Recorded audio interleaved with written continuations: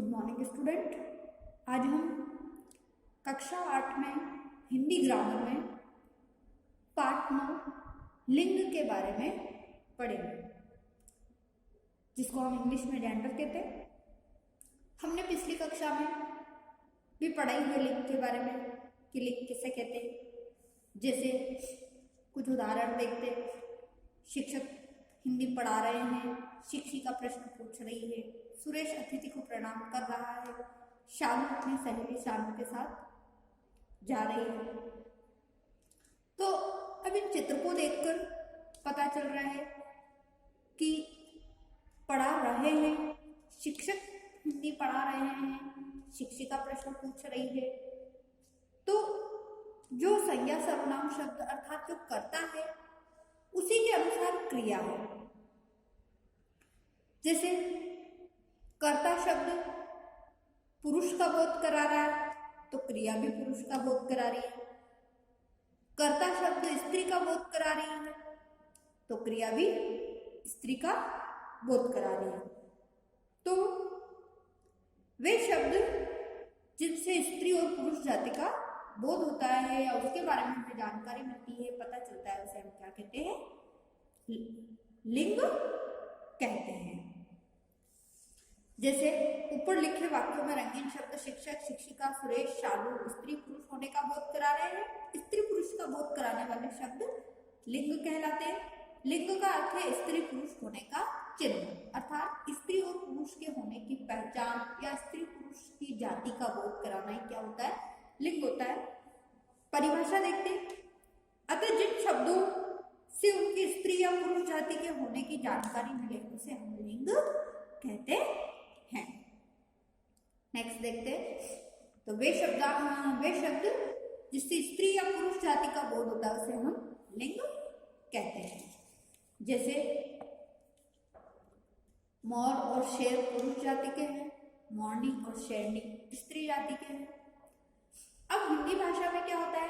लिंग के मुख्य रूप से दो भेद होते हैं, स्त्रीलिंग और पुल्लिंग।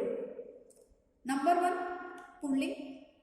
जिन शब्दों से उनके केवल पुरुष जाति के होने का बोध होता है उनसे हम पुल्लिंग कहते हैं।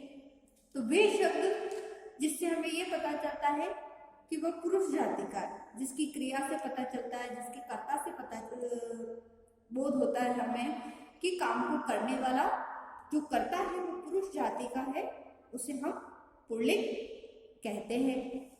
जैसे कुत्ता जंजीर से बंधा है। अब बंधा है ये पुल्लिंग की क्रिया हो रही है और कर्ता से भी पता चल रहा है ये पुल्लिंग शब्द है। वैसे ही मोहन सफाई कर रहा है। अब यहाँ पर मोहन किसी व्यक्ति का नाम है और वह पुरुष जाति का है, उसी के अनुसार क्रिया चल रही है। तो कर्ता और क्रिया का जो संबंध होता है, यानी कि कर्ता के अनुसार ही क्रिया होती है और कर्ता से हमें बोध होता है कि वह शब्द स्त्री जाति का है या पुरुष जाति का है।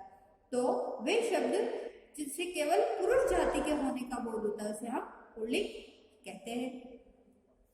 फिर है इसी का नंबर 2 स्त्रीलिंग। जिन शब्दों से केवल स्त्री जाति के होने का बोध होता है उसे हम स्त्रीलिंग कहते हैं। तो वे शब्द जिनसे केवल और केवल स्त्री जाति के होने का बोध होता है उसे हम स्त्रीलिंग कहते हैं। जैसे गिलहरी फल कुतर रही है। अब देखो गिलहरी नाम से ही पता चल रहा है कर्ता स्त्रीलिंग है, क्रिया भी स्त्रीलिंग है, जिससे ये शब्द पूरा वाक्य ही किसमें हो गया? स्त्रीलिंग में। फिर जेठानी देवरानी की खूब बनती है। अब यहाँ पर जो शब्द आए हैं वो स्त्री जाति का बोध करा रहे, इसीलिए स्त्रीलिंग शब्द है। तो यहाँ गिलहरी तथा जेठानी देवरानी स्त्री जाति की पहचान करा रहे हैं। अब पुल्लिंग और स्त्रीलिंग की पहचान कैसे होती है? नेक्स्ट इसके बारे में पढ़ते हैं। पुल्लिंग शब्द की जो पहचान होती है वो कैसे होती है? जो हमारी वर्णमाला होती है अ से ग तक, उसमें से ई और ई इन वर्णों को छोड़कर सारे वर्ण किसमें होते हैं? पुल्लिंग में होते हैं। जैसे अ पुल्लिंग है, आ पुल्लिंग है, केवल ई और ई दोनों वर्ण स्त्रीलिंग में होते हैं। फिर की जो मात्राएं होती है, जैसे आ की मात्रा, ई की मात्रा और ऊ की मात्रा, वो सभी शब्द पुल्लिंग में, मात्राएं जो होती है वो सभी पुल्लिंग होती है। नंबर 3, जिन शब्दों के अंत में सार, आस, एरा तथा वाला शब्द जुड़े हुए शब्द प्राय पुल्लिंग होते हैं, जैसे आर, कुम्हार, लोहार, सुनार। फिर आस, ये प्रत्यय शब्द जुड़े हैं, अंत में प्रत्यय शब्द जुड़े हैं, सार, आस, एरा। उल्लास, परिहास, विलास। फिर एरा, लुटेरा, चचेरा, मोसेरा। वैसे ही त्व, पन, न, भा, आप, आवा, आपा, ओड़ा, यह प्रत्ययों से बनने वाले शब्द भी प्राय किसमें माने जाते हैं? पुल्लिंग में माने जाते हैं। जैसे त्व प्रत्यय से कवित्व, बंधुत्व, वैसे पन प्रत्यय से बड़प्पन, बचपन, छुटपन, पागलपन आदि। फिर न शब्द, न और न, ये दोनों प्रत्यय शब्द है, जैसे चरण, चरण, पालन, मरण, दमन, मनन आदि। फिर आ प्रत्यय, जैसे रुपया, छोटा, कमरा, कपड़ा, थैला आदि। ये शब्द और भी आ प्रत्यय लगे हुए जो शब्द होते हैं वो सभी पुल्लिंग होते हैं। फिर आप, विलाप, मिलाप आदि। आव प्रत्यय, खिंचाव, बहाव, चढ़ाव, घाव, लगान आदि। आपा, पूजापा, मोटापा, बुढ़ापा आदि। फिर ओड़ा प्रत्यय, पकोड़ा, भगोड़ा, हथौड़ा, मकोड़ा आदि। तो इस प्रकार से त्व, पन, न, आ, आप, आव, आपा, ओड़ा, इन शब्दों से जो, इन प्रत्यय शब्दों से जो युक्त शब्द होते हैं वो सभी पुल्लिंग होते हैं। फिर हमारे शरीर के जैसे कुछ अंग होते हैं वो भी पुल्लिंग होते हैं, दांत, नाखून, हाथ, अंगूठा, घुटना, माथा, बाल, कंधा, हृदय आदि। ये सभी शब्द भी, कुछ अंग स्त्रीलिंग में होते हैं जैसे आंख, और भी होते हैं। उसी प्रकार से ये शब्द जो होते हैं ये पुल्लिंग में होते हैं। फिर कुछ महत्वपूर्ण पदों और स्थानों के नाम, जिस जो पद होते हैं वो पद भी पुल्लिंग शब्द में होते हैं, जैसे प्रधानमंत्री, राष्ट्रपति, विद्यालय, अनाथालय, पुस्तकालय आदि। ये सभी शब्द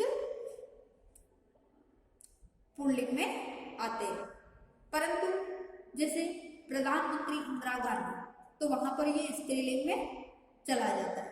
जैसे कि संस्कृत भाषा में लिंग के 3 भेद होते हैं, स्त्रीलिंग, पुल्लिंग और उभयलिंग। उभयलिंग मतलब दोनों लिंग जिसमें समान हो। तो वो तो उसके पीछे कौन सा, जैसे प्रधानमंत्री जी आ रही है तो इससे भी, क्रिया से भी बोध हो गया कि वहां पर लिंग कौन सा है, पुल्लिंग है या स्त्रीलिंग है। लेकिन केवल और केवल ऐसे पूछा जाता है प्रधानमंत्री शब्द में कौन सा लिंग है, तो पुल्लिंग होता है। फिर त्र शब्द के अंत में त्र हो तो वे शब्द भी प्राय पुल्लिंग होते हैं, जैसे पात्र, छात्र, नेत्र, क्षेत्र, शस्त्र आदि। कुछ समूहवाची शब्द होते हैं जो ग्रुप में बने हुए होते हैं, जैसे परिवार, परिवार भी एक ग्रुप है, दल, कुटुंब, संघ, झुंड आदि। जैसे गायों का झुंड जा रहा है, भेड़ों का झुंड जा रहा है, हमारा परिवार बहुत बड़ा है, तो इन सभी में पुल्लिंग शब्द है। फिर ऐसे शब्द जैसे जिन शब्दों के अंत में दान तथा खाना शब्दांश जुड़े होते हैं, ये भी प्रत्यय है, दान और खाना, तो ये पुल्लिंग शब्द होते हैं, जैसे रोशनदान, फूलदान, खानदान, कमलदान, इत्रदान आदि। नेक्स्ट देखते हैं, जिन शब्दों के अंत में खाना शब्द जुड़ा हुए प्राय पुल्लिंग होते हैं, जैसे दवाखाना, डाकखाना, कारखाना, जेलखाना आदि। फिर दिन, माह, देश, पेड़, अनाज, रत्न, समुद्र, ग्रह, धातु एवं द्रव्य आदि के नाम जो होते हैं वो भी क्या होते हैं, पुल्लिंग होते हैं।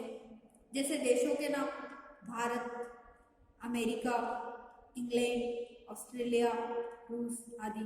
अब जैसे श्रीलंका है तो ऐसा नहीं है कि वो स्त्रीलिंग हो जाएगा। पेड़ों के नाम पीपल, बरगद, जामुन, आम, नीम आदि। फिर अनाजों के नाम गेहूं, चना, मटर, मक्का, बाजरा, तिल आदि। नेक्स्ट देखते हैं।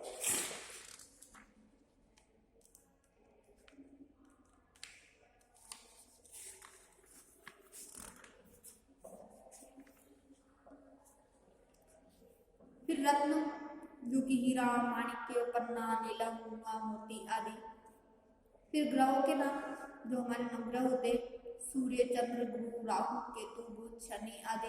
धातुओं के नाम जितनी भी धातु होती है, सोना, चांदी, पीतल, तांबा आदि। अब चांदी इसमें से स्त्रीलिंग शब्द होता है। द्रव्यों के नाम, यहाँ ये गलती से छप गया है, प्रिंट हो गया है, जबकि चांदी स्त्रीलिंग होता है। फिर द्रव्यों के नाम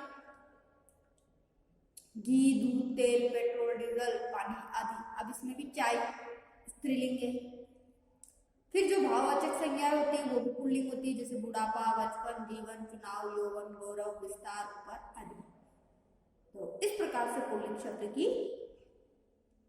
ये पहचान होती है, जिससे हम पता कर सकते हैं कौन से शब्द पुल्लिंग है और कौन से स्त्रीलिंग है। तो आज हमने पढ़ा है लिंग किसे कहते हैं, लिंग के कितने भेद होते हैं और पुल्लिंग शब्द की क्या पहचान होती है। आज हम यहीं तक पढ़ेंगे। नेक्स्ट क्लास में हम स्त्रीलिंग की पहचान के बारे में और कुछ महत्वपूर्ण बातों के बारे में, जैसे लिंग परिवर्तन कैसे होते हैं, उसके क्या नियम होते हैं, उनके बारे में नेक्स्ट क्लास में पढ़ेंगे। आज आपको जो पढ़ाया गया उसके बारे में आप ध्यान से पढ़ लीजिए। Thank you.